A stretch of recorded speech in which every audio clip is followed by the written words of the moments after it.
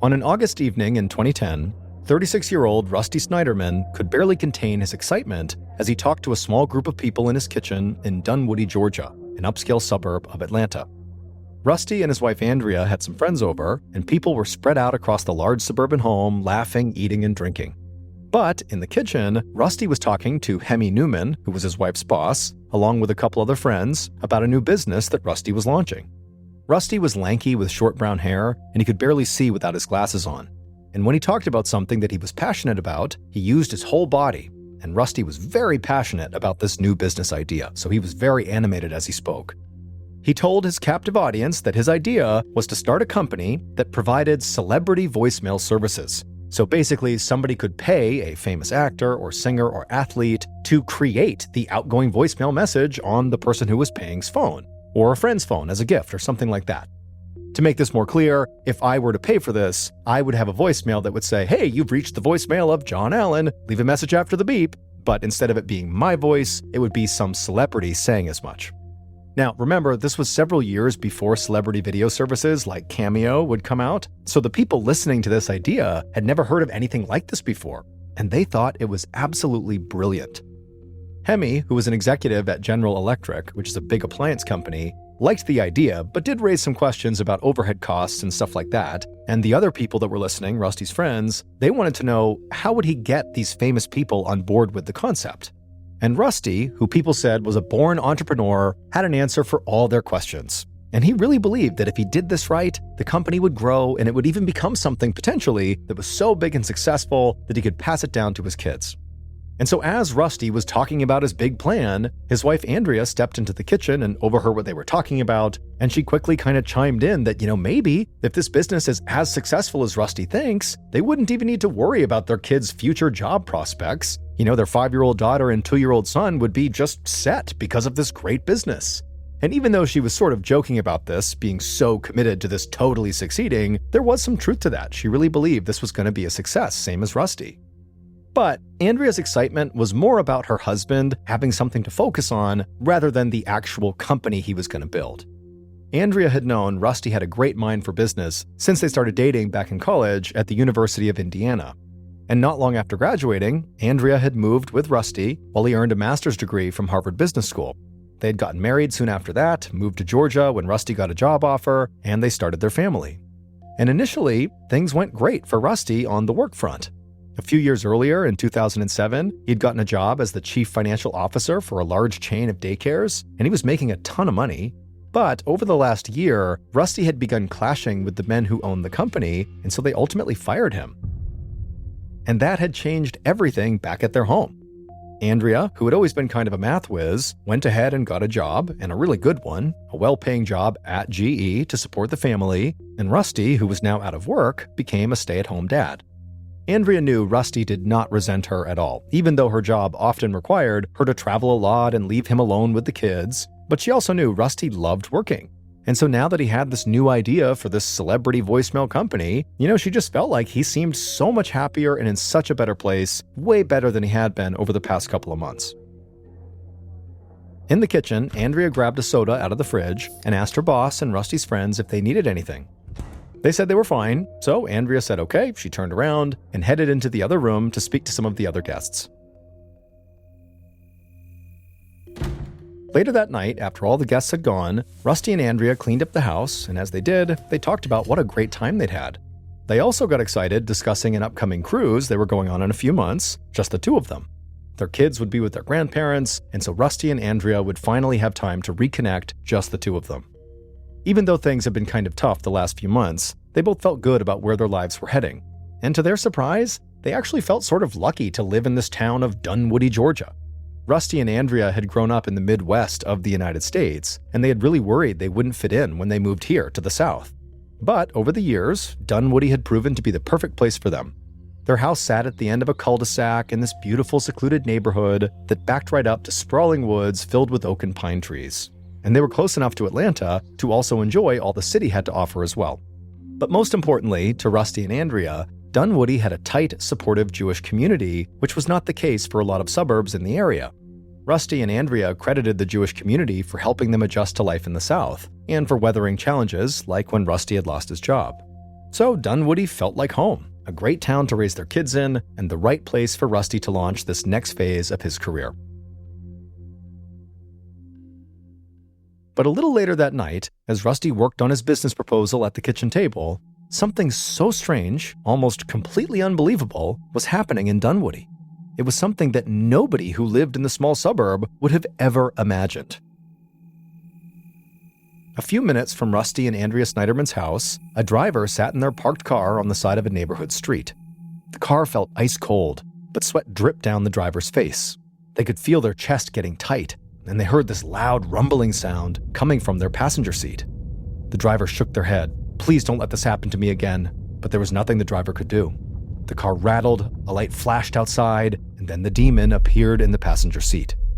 The driver tried to hide their eyes, but they couldn't look away, like the demon was forcing the driver to stare at it. The demon's head nearly touched the roof of the car, and its legs were massive. It wore a dark cloak and hood, and when the driver looked at it, they felt like all hope inside of them was just draining away. The demon turned its head away from the driver and began to talk. Its voice was deep and powerful. The driver thought the demon actually sounded like the 1970s soul and R&B singer Barry White, who was famous for songs like "Can't Get Enough of Your Love, Babe." The driver trembled, but the demon said there was no need to be afraid. The driver had been chosen to carry out a mission. The driver begged the demon to please leave them alone, but the demon said the mission was too important to ignore. Suddenly, the whole car shook and light flooded in from all sides. The driver shielded their eyes again, but they also felt a perfect sense of calm coming over them. They looked back at the passenger seat, and now the demon was gone. In its place sat an angel wrapped in light. The angel spoke, and the driver thought immediately that it sounded just like Olivia Newton-John, the actress and singer who had starred in movie musicals like Grease and Xanadu. When the angel spoke, they said the driver really was the only one who could carry out this very important mission the demon had already mentioned. So the driver asked, "What's the mission?" The angel smiled and said members of the Snyderman family were in grave danger, and the driver had to protect them.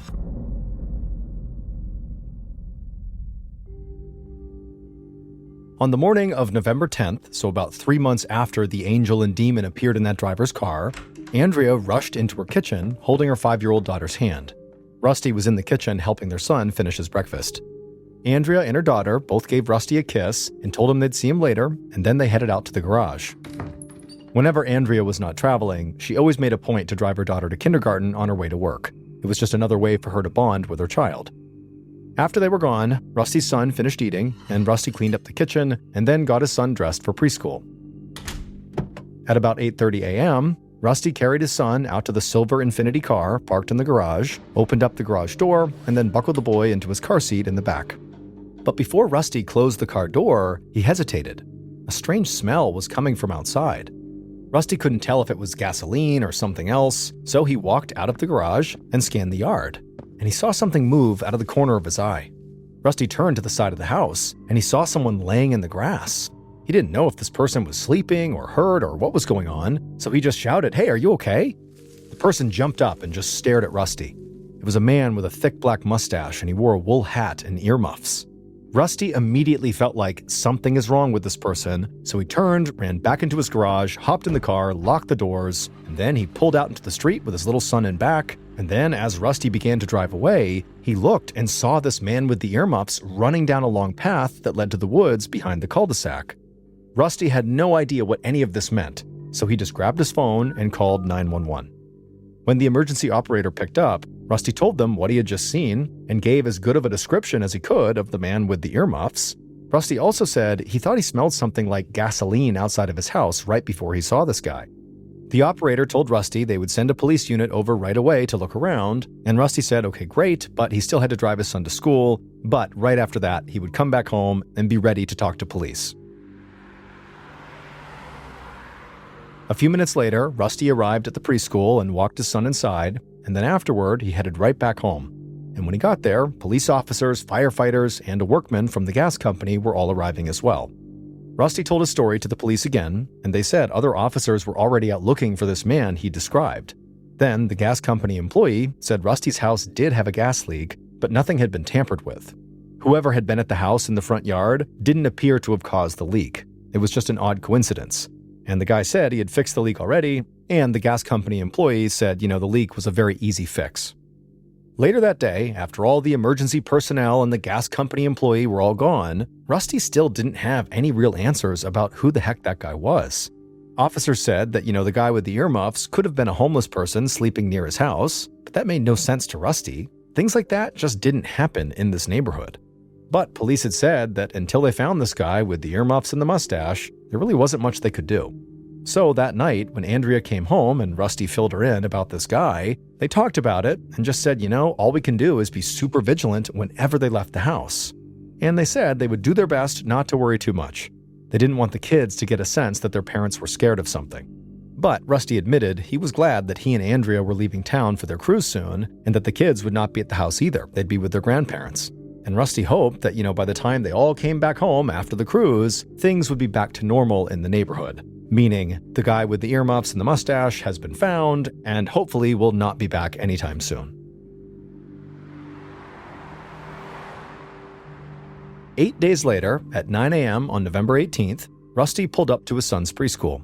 Rusty and Andrea had gotten back from their cruise a couple of days earlier, and Rusty felt rejuvenated. And nothing strange had happened at the house since they'd returned, so he hoped that the man lying in the grass was just some weird one-time occurrence. Rusty unbuckled his son from the car seat and led him into the preschool. And then Rusty chatted with a few other parents who were also doing drop-offs, and then a few minutes later, Rusty was headed back towards his car. However, when Rusty reached his car and opened up the driver's side door, he suddenly heard footsteps, and he glanced over his shoulder, and he saw a man with brown hair and a beard walking quickly towards him. Seconds later, screams rang out in the preschool parking lot as a silver minivan peeled out and sped away. One of the other parents ran over to Rusty's car where the scream had come from. The driver's side door was still open, and Rusty lay on the ground in a pool of blood. The woman could see Rusty was still breathing, so she screamed for help and then called 911. In the shopping center right next to the preschool, a woman happened to see what was going on, and so she immediately ran into a doctor's office that happened to be nearby. And right away, a doctor and a nurse darted out of that office, and they ran over to Rusty. The doctor quickly checked Rusty's pulse and then began administering CPR. And soon, the doctor heard an ambulance siren wailing down the street. By this time, people from inside the preschool who heard all this commotion had began running outside into the parking lot. But luckily, all of the children were outside behind the school and had no idea what was happening, including Rusty's son. The ambulance arrived and paramedics took over for the doctor, trying to keep Rusty alive. They got Rusty onto a gurney, into the ambulance, and then they sped towards the hospital. A few minutes later, Detective Andrew Thompson of the Dunwoody Police Department arrived at the preschool. He saw a few of his fellow officers trying their best to keep a growing crowd away from Rusty's car. Detective Thompson had been a cop in Atlanta for 8 years before moving here to Dunwoody, but he'd only been a detective for about 2 years. And he'd also never been the lead investigator on a potential homicide, and he knew that's what he had on his hands right now. Thompson got out of his car, he briefly spoke with the officers on site, and then began taking witness statements. The few people who had seen what happened all said the same thing. A man with brown hair and a beard stepped out of a silver minivan, walked right up to Rusty Snyderman, and shot him multiple times. Then the man with the beard got back in the minivan and drove off. Other than the man having a beard, the witnesses didn't notice anything that stood out about the shooter's appearance. But one witness said the shooter seemed remarkably calm considering what he did. He walked up calm as can be, shot Rusty, and then turned and calmly walked back to the van before leaving. Detective Thompson thanked all the witnesses for their help and then kind of gently told them to please step back, and then he and the other officers began searching the area right around Rusty's car. A trail of blood now stretched out almost 40 feet across the parking lot, and to the side of the blood trail near the car, the police found 4 brass bullet casings that they believed were fired from a semi-automatic .40 caliber or .44 caliber weapon. And then, not long after Thompson and the others had found these bullet casings, Thompson got word that Rusty had unfortunately passed away at the hospital. Thompson was now officially leading a homicide investigation for the first time.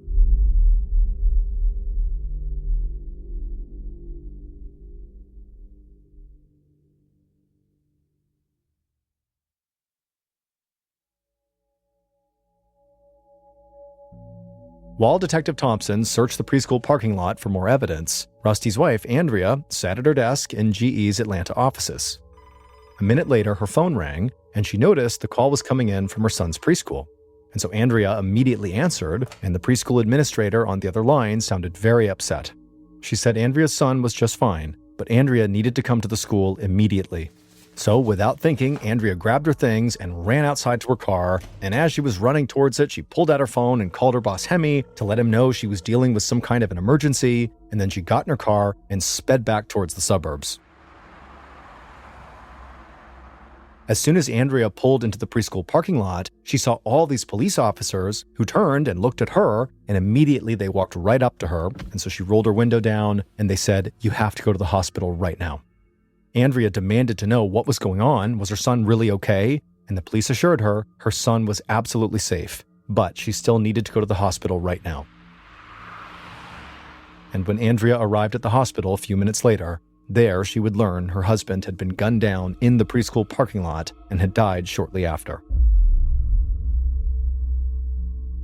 Detective Thompson spent most of the day in the preschool parking lot, working with the forensics team to see if there was any useful evidence they could find beyond just the bullet casings. But they didn't find much of anything else. So Thompson knew his biggest clues right then were that the killer had a beard and drove a silver minivan. None of the witnesses had gotten the license plate of this silver minivan, but Thompson had already called in an alert, so all the police departments in the area would be on the lookout for any vehicle that could possibly be a match. Thompson also arranged for a forensic sketch artist to meet with the witnesses and make a composite drawing of the shooter from all of their descriptions. By the time the sun set, Thompson already felt tired and a little overwhelmed, but he had no intention of stopping. So he got in his car and drove to Andrea and Rusty's house. Once he got there and parked his car, he stepped outside into the cool fall air. It was just above 60 degrees Fahrenheit. And just a second later, he heard somebody calling his name. Thompson looked over and saw his boss, Sergeant Gary Cordellino, standing by his own car at the curb. Cordellino still wanted Thompson to take the lead on this case, but he knew the detective did not have a lot of experience working homicide cases, so he said he would just be there to help. Thompson thanked Cordellino for coming, and the two men walked up to the house together. Cordellino's strong New York accent was a major contrast to the soft southern drawl a lot of people in town spoke with.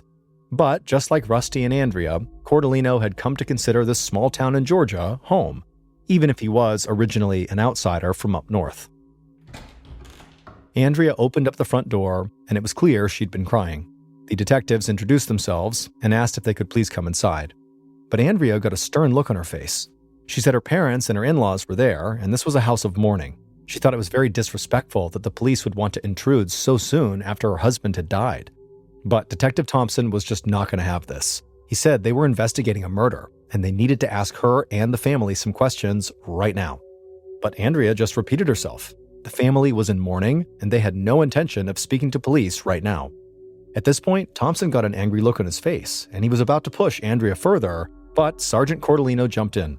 He said they were very sorry for her and her family's loss, and then apologized to Andrea for disturbing her and her family at such a difficult time, and said they would come back the following day. Andrea's face softened, and then she thanked him and said she would be willing to talk to them tomorrow. She closed the door, and then the two detectives walked back towards their respective cars. Thompson couldn't believe what had just happened. Clearly, they needed to interview the victim's wife, like right now. But Cordellino told him that in his experience, grief could do some really strange things to people, and they were way better off not pushing Andrea right at this moment. Still, Cordellino did admit that it was worth noting that Andrea did not seem remotely eager to help. The following day, November 19, 2010, Detective Thompson and Sergeant Cordellino returned to Andrea and Rusty's house, this time with a warrant to search the premises. Andrea still did not seem thrilled to have the police in her home, and she thought the warrant was totally unnecessary, but she still led them into the kitchen, and she and her family sat down and spoke to them. Over the course of about 2 hours, the detectives met with Andrea, her parents, Rusty's parents, and his brother. And they all pretty much said the same thing. Rusty was a great guy, people who knew him loved him, and they just couldn't imagine who would want to hurt him. This didn't surprise Thompson and Cordellino. Families often painted their dead relatives in the best possible light. It's just what you do, it's your family. Andrea told the detectives she couldn't think of anybody who fit the description of the bearded man that witnesses had seen. Then after she said it, she immediately shook her head like she had just remembered something. She said in all of the chaos and grief, she'd almost forgotten something really huge. The detectives asked what she meant, and Andrea said about a week earlier, Rusty had seen this weird guy with earmuffs on and a mustache laying in their front yard for no reason right as he was taking their son to school. Rusty had been so freaked out by seeing this guy who kind of inexplicably ran away that he called the police and gave a description of the guy. And again, part of that description was saying that this guy had this big black mustache. Thompson and Cordellino looked at each other. It was definitely possible the man with the big mustache and the earmuffs had grown out a full beard, and then by the time he was shooting Rusty, that's what you saw, his full beard, and not just a mustache. So maybe the shooter really was the same person Rusty had seen in the front yard. They talked to Andrea a bit longer, and then at some point they told her they wanted to take her and Rusty's computers to be searched. And again, Andrea got very upset. Detective Thompson thought it was strange that she still seemed unwilling to do whatever it took to help police find her husband's killer. But the detectives, in truth, did not really need Andrea to give them permission because they had a warrant. So they took the computers, then they thanked Rusty's family for talking to them, and then they left. Back at the station, Thompson and Cordellino handed off the computers for forensic data analysis, and then they dug up the report Rusty had filed about this weird guy he'd seen in his front yard. At that point, the detectives only knew there was a guy with this big mustache who might also be the big bearded guy who shot Rusty. It was not much to go on, and nobody in Rusty's family or anybody from the preschool remotely recognized this bearded guy. Then, something came to Thompson. He remembered what one of the witnesses had said, that the shooter seemed to be utterly calm when he walked up and shot and killed Rusty. And so Thompson floated the idea that, what if the shooter was a professional hitman who somebody had hired to kill Rusty? That would make sense because nobody would know who he was, and maybe he was wearing a disguise or something, and he certainly would be very calm walking up to do the killing because this is what he did professionally. And surprisingly, Cordellino did not think this was a far-fetched idea at all. In fact, he said, if this guy Rusty saw in the yard was also the shooter, this hitman potentially, he could have been at the house that day tracking Rusty's movements and learning his routines, something a professional killer would likely do. And when the detectives began delving into emails and other information they had found on Rusty and Andrea's computers, the hired killer theory only began to make more sense. The detectives found that during his time working as a chief financial officer, Rusty had clashed repeatedly with the business owners. And based on the emails, he and Andrea were not shy about telling other people exactly how they felt about those men. Also, since Rusty had begun working on creating his own company, the Celebrity Voicemail Company, he'd worked closely with a business partner as well as several potential investors. So there was a chance that maybe Rusty had just angered the wrong people when talking trash about his former bosses, or maybe he'd had a financial dispute with someone who was working with him on his new business. The detectives kept digging into Rusty and Andrea's computer data, but they also knew they could break everything wide open if they could just locate the silver minivan the shooter had been driving. So, with the help of other police departments in the state, they expanded the search radius for this minivan beyond just the Atlanta metropolitan area. And so soon, police were scouring security camera footage from roads and stores surrounding the city. The detectives also put together a list of people who might have had the motive and the money to hire a hitman to take Rusty out.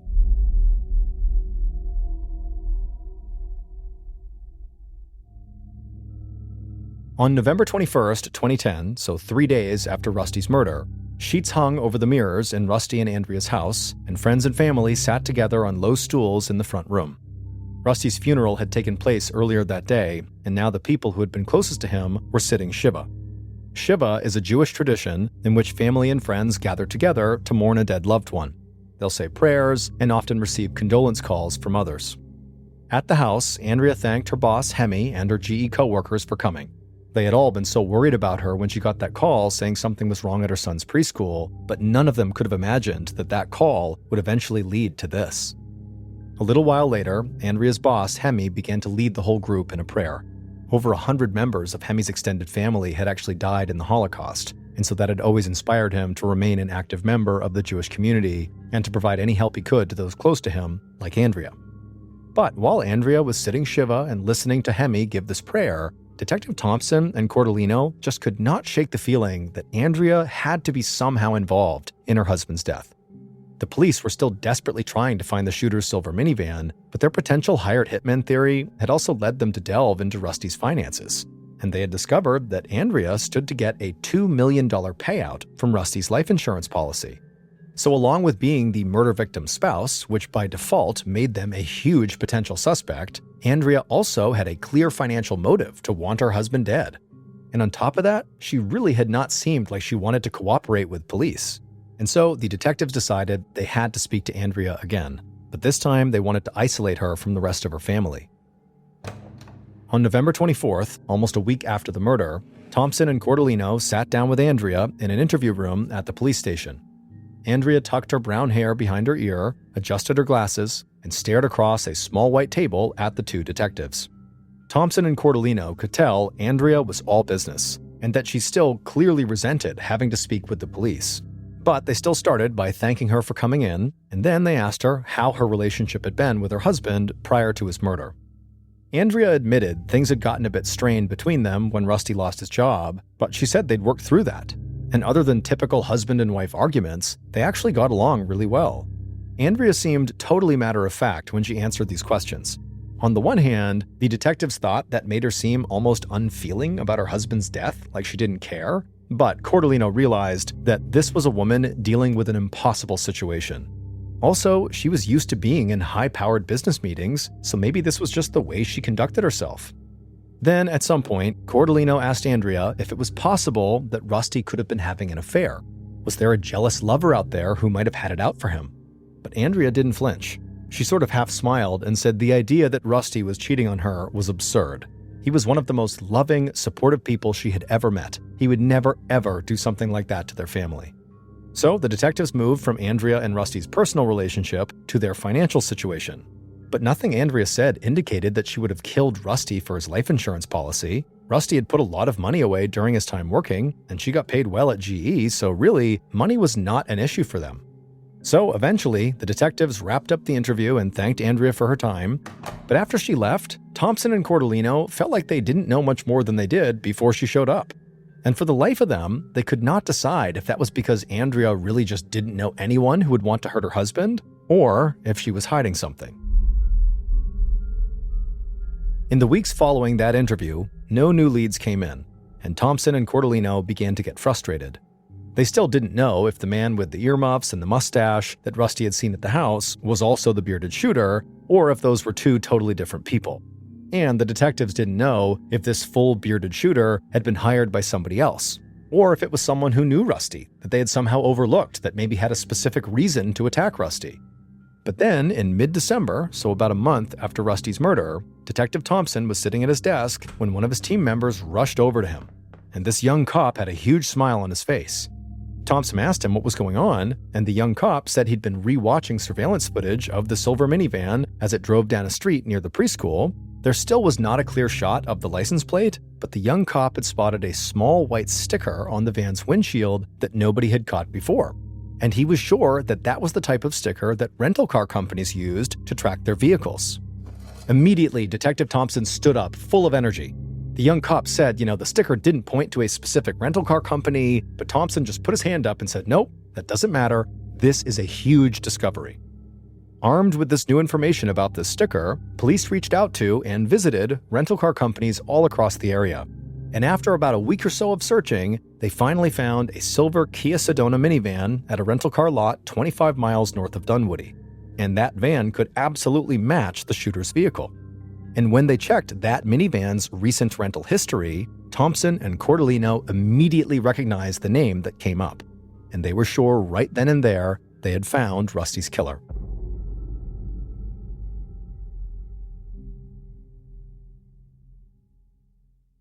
Based on information from the rental car company, evidence found at the crime scene, and interviews conducted during the investigation, this is what police think happened to Rusty Snyderman on the morning of November 18, 2010.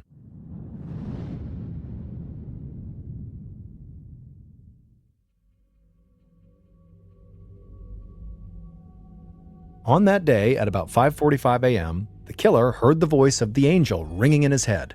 That voice, that sounded just like Olivia Newton-John, had told the killer that time was running out. People were in danger, and the killer had their marching orders. This mission had to be accomplished now. The killer climbed into a silver minivan and then pulled out into the dark, empty early morning streets. The killer drove slowly, moving from dark to light as the van passed under each street lamp. Finally, they pulled the van onto Rusty and Andrea's street about an hour before the sun would rise. They parked their car a few houses down from Rusty's, and then they waited.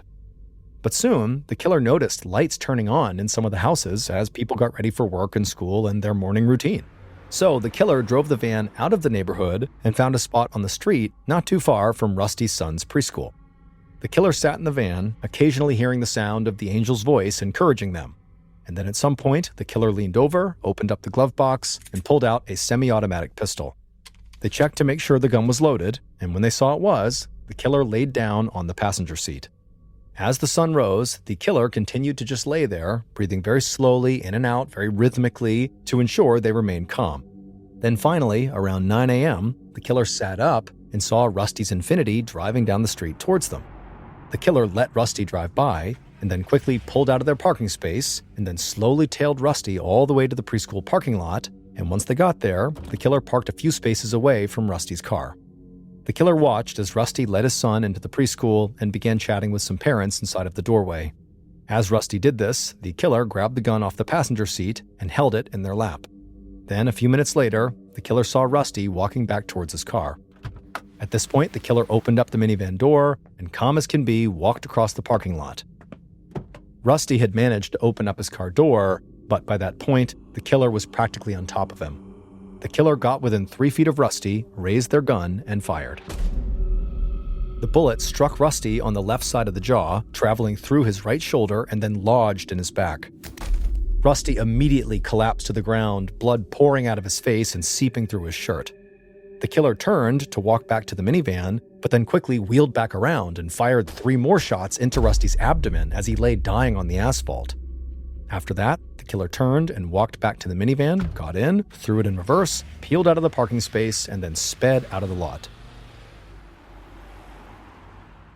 In the rearview mirror, the killer could see people running over to Rusty on the ground, but the killer felt confident they had killed Rusty and that the angel and demon would now be satisfied. A few minutes later, the killer pulled the van out onto a highway and disappeared into traffic. They drove for a while, exited off the highway, and then headed into a town 25 miles away from Dunwoody. There, they drove the van to the rental car company where they had gotten it, and they pulled it into the return lot.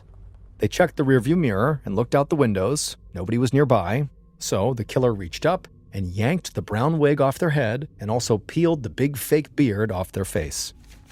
The killer then stuffed the disguise pieces into a bag, got out of their rental car, and walked to a nearby auto repair shop where they had dropped off their real car for a minor repair the day before.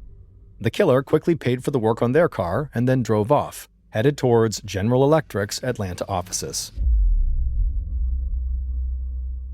Some members of the investigative team had remained convinced that Rusty's wife Andrea had killed Rusty, but it turned out the shooter was somebody else who worked at GE. Andrea's boss, Hemi Newman. Police had talked to Hemi when they interviewed Andrea's friends and coworkers, but they didn't really focus on him as a potential suspect until they discovered the minivan at the rental car company. Hemi had used his real name to rent that car, and seeing Hemi's name on the rental form led Thompson and Cordellino back to Andrea's computer. And it turned out that she and Hemi had exchanged a number of emails that led police to believe their relationship was far more than just boss and employee. After police traced the rental van to Hemi, they interviewed and then arrested him. But they continued to push Andrea because they believed she and Hemi had worked together to kill Rusty, 2 lovers who wanted to be rid of Andrea's husband. That's when things got really weird. Hemi admitted to being in love with Andrea, and he even suggested that they had had an affair, though Andrea denied it. Still, Hemi said he did not arrange Rusty's murder with Andrea. Instead, he was simply following orders passed down to him from a demon and an angel who happened to sound like popular singers from the 1970s and 1980s. Talking to a psychiatrist, Hemi admitted that the Barry White-sounding demon had been visiting him for decades, dating back to when he was in college. But it was not until that angel appeared to him in the car on the night he had gone to Rusty and Andrea's house, and Rusty had talked about this new idea that he was going to make this company around celebrity voicemails, that Hemi understood his role in the cosmic battle of good versus evil. According to Hemi, the angel told him that Rusty was a threat to Andrea and the kids. In fact, the angel said Hemi was the true father of Andrea's son and daughter. And apparently, Rusty had found this out. This is again according to the angel. And so Rusty was bound to eventually murder his wife and kids as a result. That is, unless Hemi stopped Rusty by killing him first. To carry out this mission, Hemi first bought a big fake black mustache and slapped it on his face along with some earmuffs, and he spied on Rusty at his house.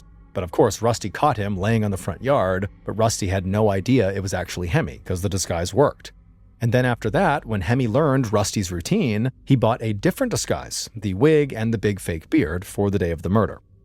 In court, Hemi's defense team entered an insanity plea and then proceeded to trace Hemi's complete and disturbed history with this demon and angel.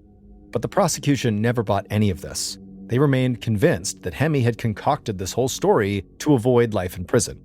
They also believed that Andrea Snyderman, not some angel or demon, was the one who actually put Hemi up to murdering her husband. The jury found Hemi guilty of murder, but they also deemed him mentally ill. He was sentenced to life in prison without parole, and as of 2024, he is incarcerated at the Augusta State Medical Prison. But after Hemi's conviction, police and the DA stayed focused on Andrea. She was eventually arrested and charged with murder, along with multiple other counts. But the murder charge was dropped, and she was never tried in connection to her husband's death. However, Andrea was found guilty on multiple counts that pertained to hindering the murder investigation. Andrea would go on to serve just 22 months of a 5-year prison sentence, and when she got out of prison, she received the $2 million from Rusty's life insurance policy and maintained custody of her 2 kids.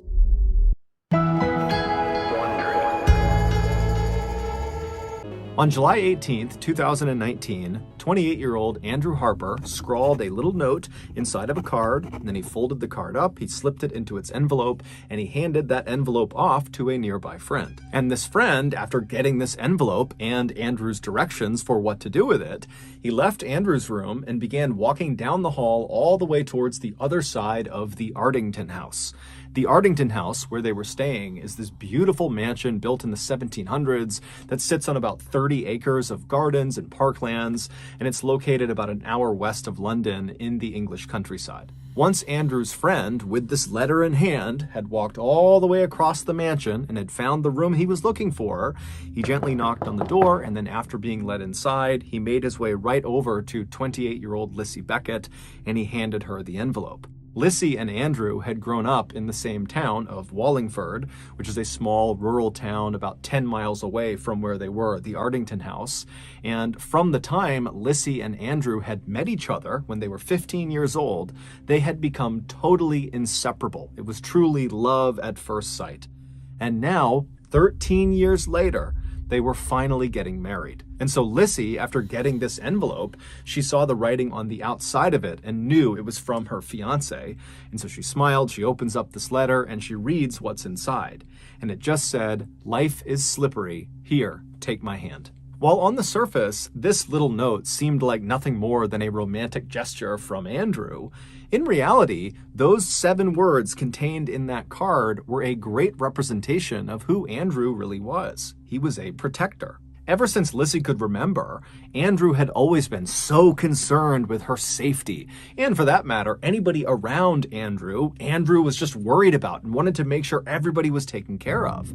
And as Andrew got older and grew to be this massive 6'5" tall man, his natural inclination to protect other people only became more pronounced. While Andrew was known for being incredibly charming and friendly and approachable, at a moment's notice, he could flip the switch and literally step in and use his big frame to protect anybody that needed protecting, no questions asked. And so it came as no shock to Lissy, or really anybody who knew Andrew, when Andrew, at the age of 19, became a special constable or volunteer police officer for the Thames Valley Police Department. This police department was the same one that oversaw Wallingford, where he and Lissy had grown up, and also the surrounding areas. And just a year after becoming a special constable, Andrew had done such an amazing job that he was hired on by the Thames Valley Police Department to be a regular constable, so a full-fledged police officer. And over the following years that he was a regular constable, Andrew's hard work and dedication would quickly make him one of the most well-respected and well-liked police officers on the force. In fact, just a few weeks before he sent off that letter to Lissy on the day of their wedding, Andrew had been promoted. He had been assigned to the road policing unit within the Thames Valley Police Department, and what that meant was, in addition to a host of new responsibilities on a day-to-day basis, Andrew would now become one of the police officers who would immediately respond to any emergency call that came in. He was basically a front lines police officer now. And so, of course, this meant Andrew's job just became a lot more dangerous. But for Andrew, that didn't matter at all, because to him, the most important thing was protecting people in need. And so this promotion just gave him a bigger opportunity to do that. And so Lissy, after reading this little note that Andrew had just sent her, she set it down on the table, and now with a big grin on her face, she finished getting ready, and then that afternoon, she and Andrew would walk down the aisle, and they would say, "I do," in front of their families and their closest friends, and then that evening, after the newlyweds had had their first dance as a married couple, they would tell each other that this was the happiest day of their lives. 28 days later, on August 15th, Andrew, along with his partner, who also was named Andrew, his name was Andrew Shaw, they were conducting a surveillance operation in a town called Reading. Reading is a town about 30 minutes south of Wallingford. Just after 11 p.m., the men finally decided it was time to shut down their operation and head back home. Their shift had actually ended 4 hours earlier, but being hardworking and diligent police officers, they had worked overtime because they knew it would help their unit. But now at 11 p.m., they were totally exhausted, and so as they're kind of yawning and packing up their things, Shaw, who was driving, would fire up the engine of the unmarked BMW car they were in, and then once it was on, he would pull away from the curb, and they would start heading north. At the same time, a very distressed man who lived not far from where Andrew and Shaw had just been doing surveillance, he called 999, and he told the dispatcher that just a few moments ago, this gray sedan had pulled up his driveway and stopped right outside of his property. Now, this man's property was off of a road called Admore Lane, which was this winding one-lane country road that had very little traffic, and there was not that many properties off of it. And so for anybody to pull on to this man's property would have caught his attention, let alone a car pulling onto his property in the middle of the night. And so as soon as the man had seen these headlights coming up his driveway, he had gone to the window and watched, wondering, what is this person doing? Had they turned onto the wrong property? Are they going to turn around and leave? But to his horror, once this car had stopped right outside of his house, 3 masked men who were carrying weapons of some kind got out of the vehicle. And so at that point, the man had frantically dialed 999, and as he's trying to describe the situation to the dispatcher, he suddenly tells the dispatcher, as he's looking out the window, that he thinks these men are here to steal his quad bike. His quad bike was parked right outside of his detached garage, and he saw them walking towards it. And so he tells the dispatcher, who's already told him that police are on the way, he tells the dispatcher, "I can't wait any longer. I'm going out to confront them and stop them from stealing my bike." The dispatcher yells at him not to and says, "They have weapons, stay in your house." But this guy's not listening, and so he runs to his front door, he opens the front door up, but by the time he's looking outside, the gray car, the 3 masked men, they're all gone, and so too is his quad bike. And so he goes back in the house, he's talking to the dispatcher, and the dispatcher says, "Look, just stay at your house, the police are on the way, they will intercept that car, they'll get your quad bike back." And so seconds later, a call went out over the radio to Thames Valley Police to go and intercept this gray car on Admore Lane. So whoever was closest, go over there, but be advised, the occupants of this car are 3 masked men that are armed and dangerous. Now, Andrew and Shaw, when they heard this call, they would have known that they were not the only officers that could have taken this call. And they also would have known that they've been off the clock now for like 4.5 hours. There was no expectation that they would continue to work and go take this call. But they didn't care at all. When that call came across, the only thing they thought about was, do your job. And so Shaw, he whips the car around and he speeds towards Admore Lane, and he pulls off of the main road called the A4. He gets onto Admore Lane and he starts driving north. Now, as soon as they turned onto that road, their vehicle effectively blocked the way for anybody coming the other direction. And so at this point, they're expecting this gray car full of these masked men to be coming in their direction, and they are now blocking the way. And so Andrew and Shaw, as soon as they get on that road, they know a close quarters confrontation is almost guaranteed.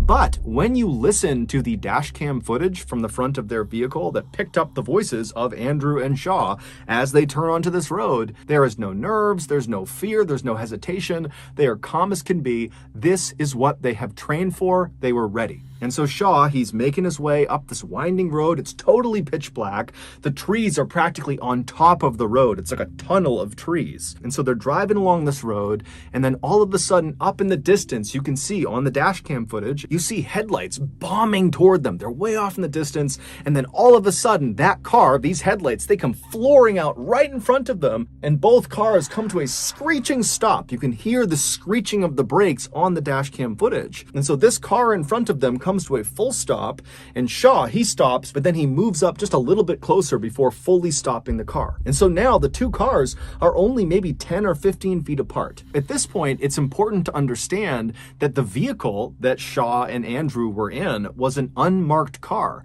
and they had intentionally not put on their blue lights as they're cruising up this road because they didn't want the suspects to see the blue lights in the distance and turn around and get away. And so now they've come face to face, and so Andrew and Shaw, they're looking at this vehicle, and they can see that one, it's a gray sedan, so it matches the description of the car they're looking for, and two, behind this gray sedan is what looks like a quad bike that they are towing.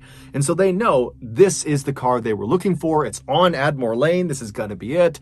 And so Shaw, he flips on the blue lights, and Andrew, who's in the passenger seat, he opens the door and begins yelling at the occupants to stay where they are. But they don't listen, because now the masked men in the gray car, they know they've been caught. There's police right in front of them. And so suddenly, one of the masked men in the back seat of this car, he leaps out of the vehicle and he runs around to the back of the gray car and he unhooks the quad bike. And then the gray car, without even waiting for this third masked man to get back inside, it just begins driving forward on the left side of Shaw and Andrew, basically trying to drive around them, despite the fact there's nowhere to drive. It's a ditch on either side of the road. But obviously, these guys are desperate and willing to do anything to get away. And so this gray car has driven down into this ditch before Andrew and Shaw could do anything. And then the third masked man, who's realizing he's being left behind, he starts running around the right side of the police car. So he's trying to go around the other way. And amazingly, as soon as the third masked man made it around to the back of the police car, the gray car somehow managed to pop out of the ditch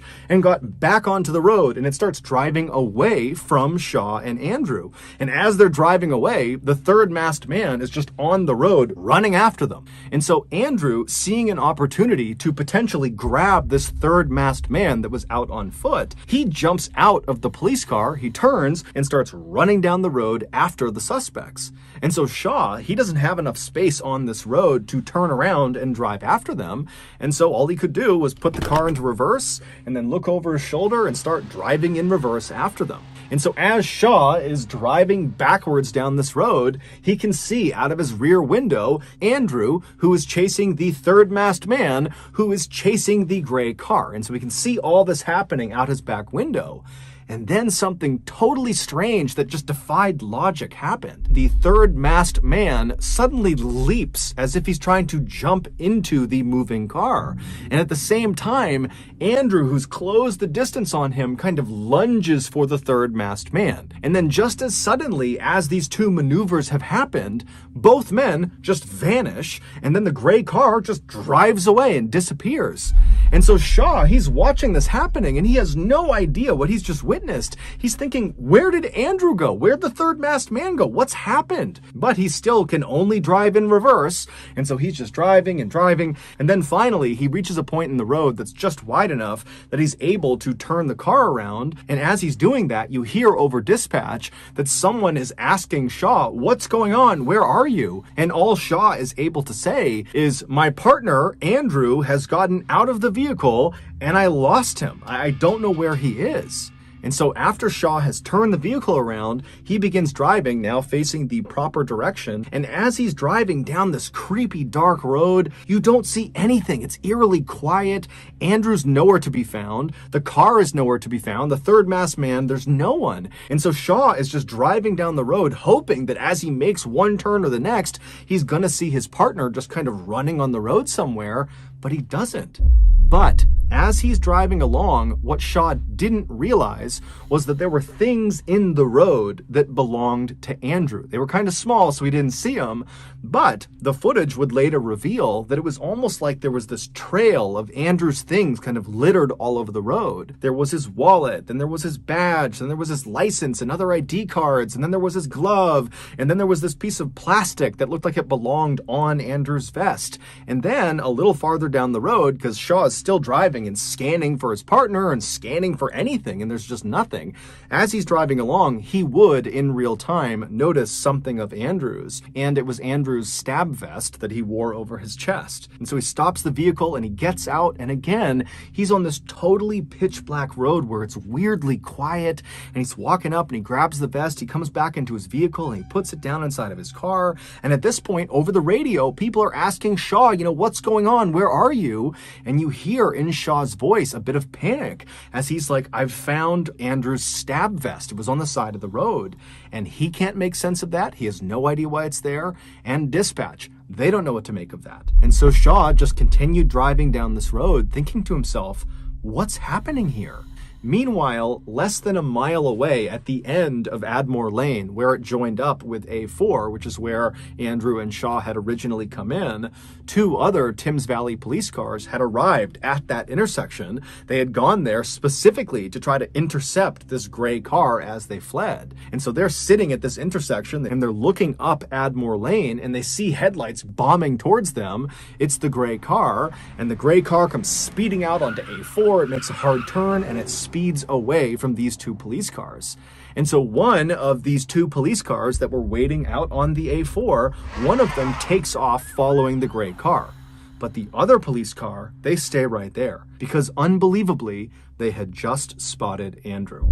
It would turn out when Shaw first put the BMW into reverse and he began going in reverse towards his partner who was chasing the third masked man who was chasing the gray car, when he was doing that and he was watching out his back window and he saw the third masked man jump and then disappear and then Andrew disappeared, that was not a figment of his imagination. That really happened. The third masked man had attempted to jump into the moving vehicle and he had been successful. As for Andrew, why he suddenly vanished, the reason for that is truly horrific. The three masked men were 18-year-old Henry Long and 17-year-olds Albert Bowers and Jesse Cole. All three of them, prior to this night, had fairly extensive criminal records, and they proudly referred to themselves as career thieves, which basically just meant they spent all day and all night stealing from people. And so that night, they had gone out with the intention of stealing that man's quad bike. It's unclear how they knew he had a quad bike, but they definitely showed up prepared because they knew they would have to get onto his property and very quickly tow that bike out of there before the homeowner could stop them. And so they had attached this long, very thick rope to the back of their gray car. It was basically like this big loop of rope, almost like a lasso.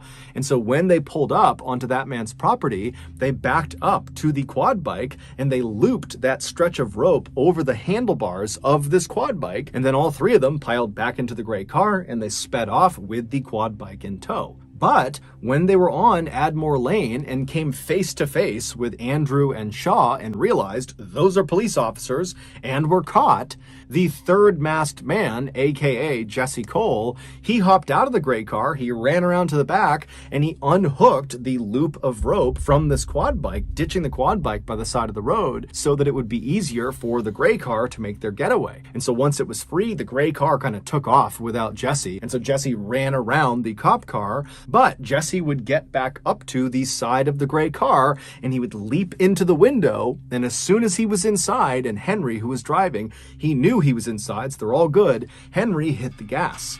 And who was standing with both feet inside of that loop of rope dangling off the back of the gray car when the gray car suddenly accelerated?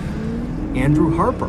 Andrew was swept off of his feet as the rope grabbed onto his legs, and so his head came back and smashed into the ground, and then he was dragged for 91 seconds at an average speed of 42.5 miles per hour down Admore Lane. It was only after he had been dragged for over a mile, whipping violently side to side, smashing not only into the ground, but into trees and fence posts and shrubs, just getting destroyed on this road, that finally, when they pulled off of Admore Lane and got onto A4, that turn swung Andrew around and he smashed into a curb that dislodged him from the rope and sent him careening into traffic. At that point, one of those two police cars took off after the gray car in pursuit. But the other car, they saw Andrew as he was thrown off the back of the gray car and launched onto A4. Now, initially, they actually thought that the suspects were just hauling a dead deer behind them because it looked like a bloody deer carcass was dangling behind the car. But when they ran up to see what it was, they saw it was their colleague. It was Andrew. And so immediately they tried to save his life. But Andrew's injuries were catastrophic. He had been destroyed. And so Andrew Harper would die at 11:45 p.m. on the side of the A4, about 20 minutes after he and his partner had so selflessly agreed to go after this car despite the fact they didn't have to. The three killers were arrested about 1 hour after Andrew had died. A police helicopter had spotted their car parked amongst some buildings about 4 miles away from where Andrew was found. During their trial, the three teens would say they had no idea that Andrew was attached to that tow rope as they sped down Admore Lane. This is despite the fact that the prosecution, they went out and recreated the exact scene that played out on Admore Lane. They used the same car, they used the same tow rope, and they used a very lifelike dummy that was the same size as Andrew Harper. It was 6'5", 200 pounds, and they strapped it on the back of the car, and they drove the same mile stretch to see what it would be like to drive with Andrew attached to the back. And these experts that went through this recreation over and over and over again, they said the same thing. It was nearly impossible to drive the car because as soon as the dummy would start to shift one way or the other, it would tug and pull on this little gray car. And so handling this car would have been a nightmare, not to mention the fact that the sound of Andrew grinding against the cement and smashing into trees and posts would have been extremely loud. And so the prosecution attested that there was absolutely no way that those three teens wouldn't have known that there was a person connected to the back of their car. Also, the prosecution said that all along Admore Lane, they found blood on both sides of the road, high up into bushes and on trees, indicating that as Henry had driven along with Andrew behind him, he must have been swerving violently side to side, most likely, at least according to the prosecution, to try to dislodge the person that was stuck on the back of his car. But the three teens never changed their story. They also never once said they regretted what they did. They showed absolutely no remorse. And when the verdict was read, and these three teens were not found guilty of murder. They were found guilty of manslaughter, but everybody knew that was significantly better because the sentences were so much shorter. When that verdict came back, These three teens were punching the air and cheering and laughing, just making a complete spectacle out of it. And then after being led out of the courthouse with the devastated family of Andrew Harper basically watching them, they were smirking and smiling at the cameras and waving and just treating the whole thing like it was one big joke. Still to this day, none of them have apologized or expressed any regret or remorse about what happened. In fact, two of the killers, Jesse and Albert, they've come out publicly and said they're going to write a book about this crime, about killing Andrew Harper, and there's no indication that this book is being written because they feel bad. It's almost certainly being written because it's an opportunity to make money. Following the verdict, Andrew's wife, Lissy, who was totally devastated not only by the loss of her husband, but also by what she viewed as total injustice with regards to the fact that these three killers had not been convicted of murder, she would go on to lobby for years to pass a brand new law called Harper's Law that would give an automatic life sentence to any criminal that killed an emergency worker while they were committing a crime, meaning this law would not differentiate between whether it was manslaughter or murder.